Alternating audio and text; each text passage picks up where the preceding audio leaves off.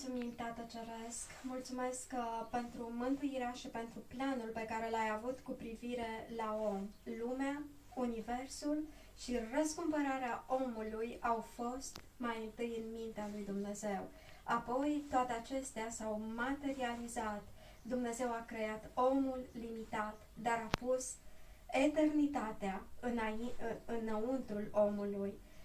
Suntem limitați, dar trăim lucruri eterne. Doamne, mulțumim pentru că aduci favorul Tău, Doamne, peste inima noastră și Domnul să binecuvinteze, să Te binecuvinteze pe Tine, Cel care mă asculți, să ai favorul lui Dumnezeu. Eu declar peste Tine că binecuvântările Domnului, dorințele Domnului se vor împlini peste Tine. Fața lui Dumnezeu va străluci peste Tine și peste casa Ta. Peste tine va răsări soarele neprihănirii și peste tine Dumnezeu va deschide comoara lui cea bună, cerul. Te va binecuvânta Dumnezeu, va binecuvânta urmașii tăi. Dacă crede cineva și se bucură să zică amin, amin. Shalom, vă binecuvintez în numele Domnului. Mă bucur să vă am din nou împreună, wow! E o mare bucurie pentru mine, am lipsit, au fost lucruri importante de făcut. Mă bucur că am părul meu. Lăudat să fie Domnul care El a făcut să-mi crească și părul și Doamne ajută. Doamne ajută ca toți care suferă să aibă parte de vindecare. Amin. Pentru astăzi să ai viziune. Și voi citi din Ioan 8:56 care spune: Tatăl vostru Avram a săltat de bucurie că are să vadă ziua mea. A văzut-o și s-a bucurat. Deci dacă dumneavoastră veți, puteți să repetați cu mine încă o dată ca să simțim: Tatăl vostru Avram a săltat de bucurie, parafrazez, crezând că are să vadă ziua mea, a văzut-o și s-a bucurat. Aleluia! Deci tema de astăzi este să ai viziune. Cuvântul lui Dumnezeu spune că poporul fără viziune se rătăcește, se desfrânează. Omul fără viziune nu știe încotro se îndreaptă. Deci mă rog la Dumnezeu ca tema aceasta să binecuvinteze viața ta, să fii flămând după planul lui Dumnezeu. Și doresc din toată inima mea ca cuvântul lui Dumnezeu să te îndrume, să ajungi acolo unde Dumnezeu a hotărât pentru tine să ajungi. Pentru că fiecare dintre noi avem un destin, avem un cel, deci pe care Dumnezeu l-a hotărât în dreptul nostru. Și Romani 8:28 spune: fiindcă toate lucrurile lucrează împreună spre binele celor ce iubesc pe Dumnezeu, și anume acelora care sunt după planul lui Dumnezeu. Deci Dumnezeu are un plan cu tine și cu mine. Amin, aleluia! Deci, atenție, este atât de normal când ceva care vine de la Dumnezeu să întâmpine obstacole. Imaginează-ți că îți propui să citești Biblia. Deci în momentele acelea se întâmplă că ori adormi, ori sună telefonul, ori îți vine vizite. Deci este impresionantă această luptă, această bătălie, dar Dumnezeu este victorios, iar despre noi spune că suntem mai mult decât biruitori prin Iisus Hristos. Amin. Așa că spune-i celui de lângă tine: este atât de real cerul și este atât de real iadul și există atât de război spiritual încât dacă l-ai înțelege, nu ai mai pierde nici măcar o clipă fără să te comunici cu Dumnezeu, fără să-i ceri ajutorul, fără să îi spui: Doamne, te rog, luptă pentru mine și pentru cei dragi ai mei. Doamne ajută, Doamne dă izbândă. Așa că suflet drag, binecuvintează-L pe Dumnezeu, pentru că Dumnezeu are planuri de binecuvântare, are gânduri de pace și nu de nenorocire pentru tine. Dumnezeu vrea să-ți dea un viitor bun și o nădejde.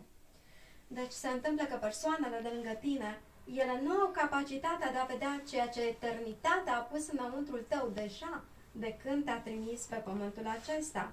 Așa că cel responsabil primul ești tu.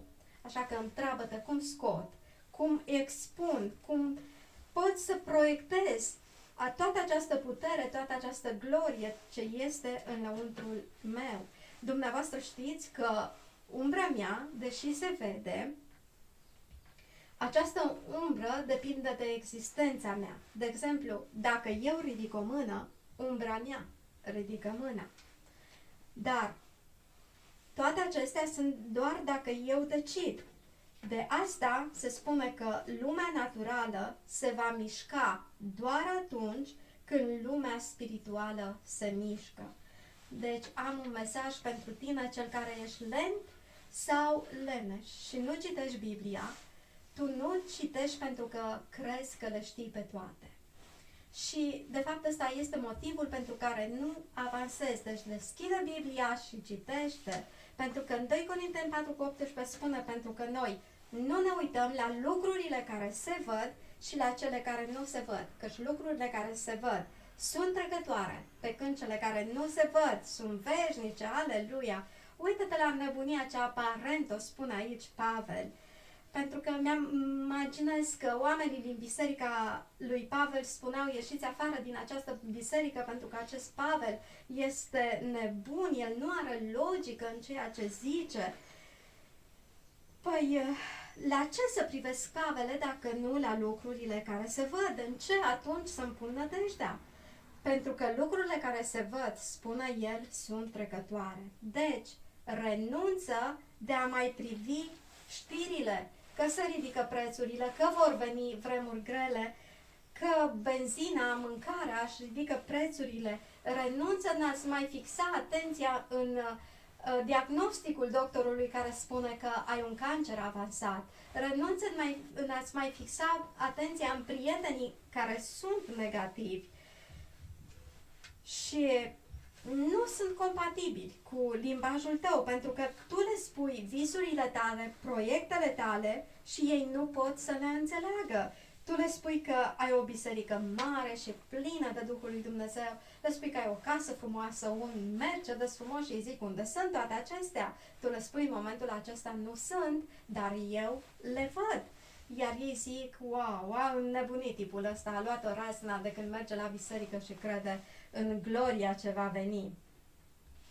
Deci, se spune, sora Nuții este atât de plină de bucurie pentru că ea, înainte să se întâmple povestea despre vindecarea care va veni prin credință, sau copiii care eu îi văd plini de Duhul lui Dumnezeu și cum Dumnezeu va face lucrări mărețe cu copiii mei. Aleluia, lăudat să fie Domnul. Deci Dumnezeu a pus deja această imagine în inima mea și de aceasta eu o vorbesc. Aleluia, lăudat să fie Domnul. Deci Avram spune că a săltat de bucurie crezând că va vedea ziua mea. A văzut-o și s-a bucurat. Deci, or să fie oameni care or să plece de lângă tine pentru că te cred nebun, povestind toate aceste lucruri, dar nu fi trist.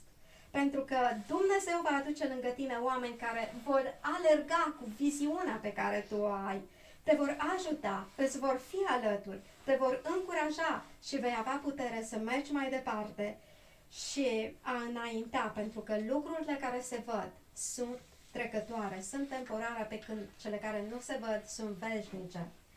Și citind Evrei 11:1 spune și credința este o încredere neclintită în lucrurile nădăjduite, o puternică încredințare despre lucrurile care nu se văd, iar versetul 27 spune despre Moise că prin credință Moise a părăsit Egiptul fără să se teamă de mânia împăratului, pentru că a rămas neclintit în credință, ca și când ar fi văzut pe cel care este nevăzut. Deci, sunt momente în care tu trebuie să pășești în lumea supranaturală, dar pentru aceasta tu trebuie să ștergi lumea naturală. Amintiți-vă, umbra mea nu poate să ridice o mână dacă eu nu o ridic. De aceea Pavel zice, lumea aceasta naturală nu este adevărata lume, ea este doar umbra a ceva etern. Deși începutul meu este mic, ceea ce va urma este grandios. Deci persoanele cu viziune ele nu se bucură doar de ceea ce văd în prezent și ele sunt pline de bucurie pentru ceea ce va veni.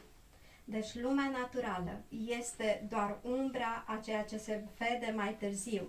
Așa că nu lăsa ca umbra să spună încotro să te îndrepți.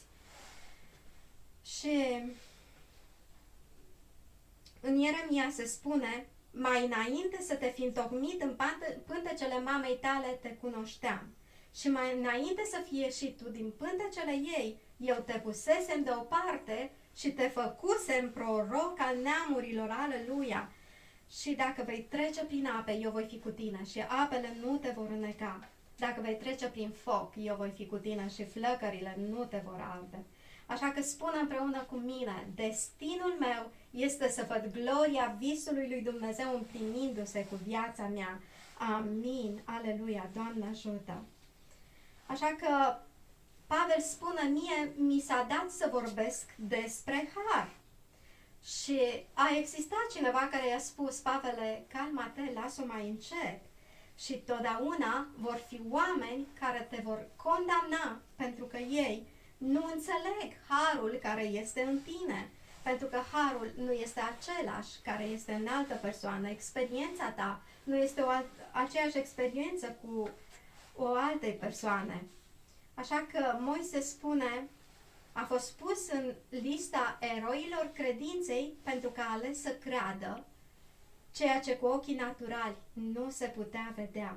Istoria lui Nelson Mandela, acest om era în închisoare și povestește omul sub a cărui custodie era că în toți acești ani Nelson Mandela, el în fiecare zi privea pe geam afară, privea dimineața, privea la prânz, privea seara, se trezea în răsăritul soarelui și privea pe geam afară. Omul acesta se întreba oare ce vede Nelson Mandela și într-o bună zi l-a întrebat, ce vezi mereu afară? Iar Nelson Mandela a răspuns cu un sursul blând, dar sigur pe el, eu văd libertatea mea, haleluia, lăudat să fie Domnul. Deci acest om era în închisoare, dar el nu privea la realitatea umbrei care voia să dețină destinul lui, destinul care se va împlini cu el și unde va ajunge acest om. Ascultă-mă bine, peste puțin timp, Nelson Mandela a fost eliberat și a devenit primul președinte negru, lăudat să fie Domnul. Deci, realitatea lui Nelson Mandela este că în mintea lui, el niciodată nu a fost închis. El a văzut mereu deasupra realității, mai mult decât realitatea. El era susținut de ceea ce va urma. Haleluia! Martin Luther King spune, viziunea înseamnă caracter. Deci, dacă tu te simți un nimic, asta înseamnă că ți lipsește identitatea. Omule, renunță de a mai vedea ceea ce se vede în prezent. Pentru că realitatea pe care o vezi acum, dacă este o boală, dacă este un diagnostic rău, dacă este un matrimoniu distrus, dacă sunt copii pierduți, ștergeți această imagine, ștergeți lacrimile. Cunoscând eternitatea, avansează prin credință înspre ceea ce Iisus Hristos a câștigat deja la cruce pentru tine și spune, hei, nu am timp de văicăreală și alerg înfocat înspre eternitate, înspre ceea ce este etern, ceea ce Dumnezeu a scris deja pentru mine. Amin, aleluia! Deci Dumnezeu a creat omul limitat, dar a pus eternitatea în lăuntrul omului. Deci ceea ce trăim pe pământul acesta este limitat, dar fiind în acest corp limitat, Dumnezeu începe să-ți reveleze lucruri care nu au limită. Și unica formă de a ajunge destinul pe care te-ai născut este să faci o balanță, să combini și să trăiești în același timp în cele două lumi, în cea limitată și în cea fără limite. Deci Avram a văzut acel miel pregătit pentru jertfa în locul lui Isaac și acest miel îl reprezenta pe Hristos. Avram a săltat de bucurie, spune. De ce? Crezând că va vedea ziua mea, spune Hristos. Și pentru că a crezut, a văzut-o. Deci, pare bizar, pentru că Avram a trăit multe mii de ani înainte de Hristos, dar este ca și când Avram a deschis o poartă înăuntru lui, pentru că Dumnezeu a pus eternitatea înăuntrul nostru și nu în afară, așa că Avram a văzut deja acele zile din Ierusalim, a văzut acel copil care s-a născut, l-a văzut pe Hristos născându-se, l-a văzut crescând, l-a văzut ridicându-se cu putere, l-a văzut vindecând bolnavii și înviind morții. Haleluia! Dragilor, avem niște porți înăuntrul nostru, pe care dacă pășim, vedem mai mult decât realitatea prezentă. Deci înțelege, eu pot să-ți dau mesajul, eu pot să-ți dau cuvântul. Un profet poate să-ți dea profeția, dar cel care trebuie să deschidă poarta și să pășească înăuntru ești tu. Deci, pășește, înaintează, începe să vezi cum te vezi peste 10 ani, proiectează-te, imaginează și începe să crezi. Mă bucur crezând în sănătatea mea completă și perfectă, câștigată deja de Hristos la cruce pentru mine. Mă bucur crezând în matrimoniul meu plin de iubire, plin de pace, plin de parfum îmbătător. Mă bucur văzând copiii mei plini de harul lui Dumnezeu, înflăcărați intrând în lucrarea lui Dumnezeu, adorându-L pe Dumnezeu. Văd binecuvântată lucrarea mâinilor mele, prosperând, toate binecuvântările ce Dumnezeu mi le-a dat. Văd biserica înflăcărată. Mă bucur crezând că le voi vedea și crezând le voi avea și voi fi plin de bucurie. Amin, aleluia, Doamne ajută, Doamne dă izbândă, amin.